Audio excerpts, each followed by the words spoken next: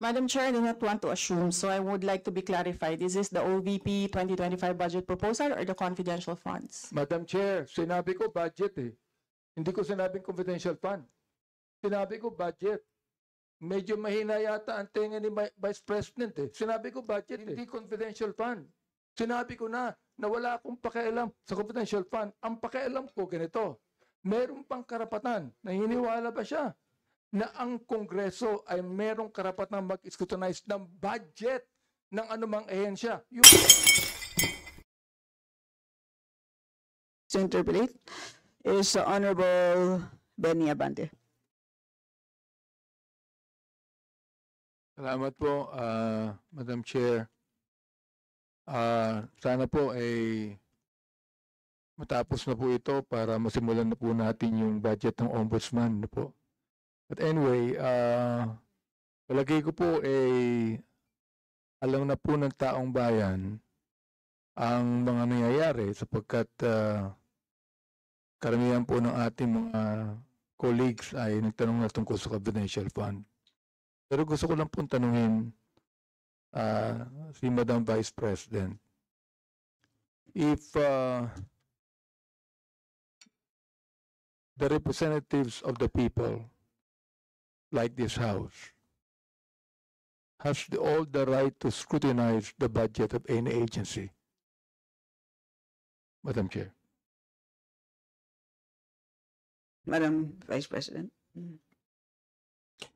Madam Chair, is it a question? I think it's directed to the House. No, I'm asking you the question, Madam Chair. I'm asking the question to the resource speaker if she believes that this House, being the representative of the people, has the right to scrutinize the budget of any agency. Right, precisely. That's why I say I will leave it to the Only House of yes or no, Madam Chair. Representatives to decide Madam on Chair. the proposal Madam Chair, as excuse me. presented. Excuse me, Madam Chair, that can only be answerable by yes or no. We, again, Chair would like to remind our guests to please be responsive to the queries of the members in the most direct manner. So please proceed, Madam Vice President. I already answered. Answer for by yes or Madam no. Chair, perhaps my ears are not very clear, so I would like to find out if she answered yes, Madam Chair. And I will leave it to the House of Representatives I to do not decide on want the her to explain, Madam proposal Chair. as Madam presented. Chair, she has been answering the same answers since we started this query and this hearing. What I just want to ask, Madam Chair, is very simple. A simple answer of yes or no. Does the Vice President believes that this House has all the right to scrutinize the budget of any agency? I'm not just referring to the agency of the Vice President. I am referring to every agency of government, Madam Chair. That can only be simply answered by yes or no. I do not need to hear the paulit-ulit na kasagutan niya. Kanina pa, gusto ko lang pong marinig. Hindi po ako nagagalit. Oo, hindi po katulad niya, parang inis na siya. Oo, gusto ko lang pong malaman. Oo, humbly speaking, naniniwala ba siya, Madam Chair, na itong House na ito, na binoto ng tao, ay merong karapatan ayon sa konstitusyon na scrutinize natin ang budget ng any ahensya ng gobyerno, including Congress, Madam Chair. Madam Vice President. Madam Chair, may I request the Secretariat to put on record, cut and paste. I will forgo and I will leave my answer, my previous answer. Madam Chair, I would just like to ask, why is it very hard for her to answer yes? I'd like to ask, why is it, Madam Vice President, why is it so hard for you to answer yes when you know that the answer should be yes? Why do you have to explain? Why do you have to explain? We're simple people here. I'm not even a lawyer. You are a lawyer, Madam Chair. So, this is a simple question of a simple Filipino.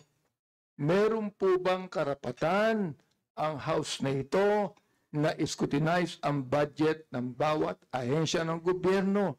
Yun lang po ang tanong ko. Pwede pong sagutin ito ng yes or no. Kung yes, salamat. Kung no, edi salamat din. At least nalaman ng taong bayan. Madam Vice President. Madam Chair, I will forgo the opportunity to defend the OVP 2025 Madam Chair, I do not by need question an and answer. explanation I of will the leave it answer, to the Madam House Chair. of Representatives Chair, to decide. Madam if they Chair, add Order, please. Point of order. Point of order, Madam Honorable Chair. Abante, you may proceed. I do not need her to explain, please. You have been giving the same answer for hours. The same answer for hours. Alam ko naman po ang pagnanais nyo, why you answer the same for hours. Ngayon po, iba naman ang tanong ko. Ang tanong ko ito, tatanungin ko uli, Madam Chair, meron po bang karapatan bilang mga representante ng taong bayan sa bawat distrito at party list na mag-scrutinize ng budget ng bawat ahensya ng gobyerno? Hindi po natin pinag-uusapan dito ang confidential fund. Ang pinag-uusapan po natin budget. Madam Chair, before you answer, the gentleman wishes to have a direct answer, either yes or no. Are you going to provide a direct answer? Honorable Abante? So, what is the answer? I asked whether our Madam Vice President will provide a direct answer to your query, and the answer is no. May I know why? Madam Vice Madam President? And her answer is no as well. I don't think that would be the right answer, Ms. The question is, may I know why? And her answer is no. Would that be the right answer to the question why? Madam Vice Madam Chair. President, do you wish to comment? Madam Chair, hindi dahil hindi niyo gusto yung mga sagot ko, hindi niyo gusto yung manner ng pagsagot ko, at hindi niyo gusto ang mga sinasabi ko, hindi ibig sabihin na Madam hindi, Chair. hindi ka sinasagot Madam Chair, ang mga point of tanong. order. Yes, Honorable Mali po Abante. yata ang sinasabi niya, hindi niyo gusto. Hindi yung niyo. Madam Chair, wag niyong isali dito ang aking mga kasamahan dito. Ako ang nagtatanong. Sabihin mo sa akin, hindi ko gusto ang tanong mo. Yun lamang ang dapat niyang sabihin sa akin. Sapagkat hindi ko rin gusto ang sagot niya. Madam Chair, ganun lang. Oo. Ano po ang sagot niya? Madam Vice President, do you wish to? Madam Chair, Answer. there's no question. The Honorable Abante is asking for a question, for a response. Ano po ang sagot niya? Yan ang huli po niyang sinabi. I request that the question be repeated. Honorable Abante, kindly The repeat your answer- question, not the- to be The answer is what? included in your time. To please repeat your last question. Ito po, ang tanong ko kanina, meron po bang naniniwala po ba ang ating Vice President na meron pong karapatan ang mga representante ng taong bayan, ng mga distrito at mga party list na scrutinize po namin ang budget ng bawat ahensya, hindi po lang ahensya niya, ng bawat ahensya ng gobyerno. Yes o no lang po ang sagot yan. Ang tanong ko po, Madam Chair, kanina ayaw niya sumagot. Ang sagot niya, ayaw niya sagutin. So ang tanong ko ito, may I know why? Ang sagot niya, no. Aba, Madam Chair, hindi po ako masyadong expert mag-English, pero palagay ko po naman, yung pong tanong na may I know why, palagay ko hindi po tama yung sagot na no. Madam Vice President. Madam Chair, palagay ko. So that explains it. It is his opinion. Madam Chair, It's up to you. You Madam are the Chair. presiding officer. Madam Chair, hindi ko po opinion yun. Nakalagay po sa Constitution yun tulad po ng Vice President natin. Naniniwala po siya sa mandato niya bilang Vice President. Naaayon sa Konstitusyon. Gayon din po ang mandato natin dito na meron tayong karapatan mag-scrutinize ng budget ng anumang ahensya ng gobyerno ayon sa Konstitusyon. Ang tanong ko sa kanya, naniniwala ka ba doon?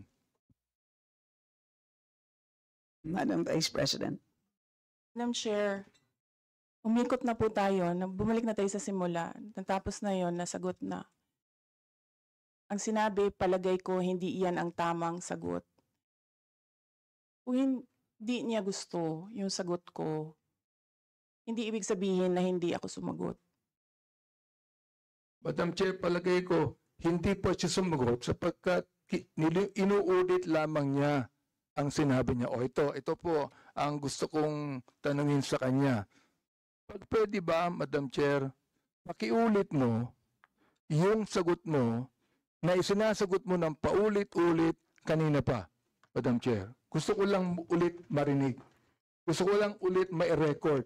Pakiulit mo lang ang sagot mo sa lahat ng mga tanong na tinatanong dito mula pa kanina.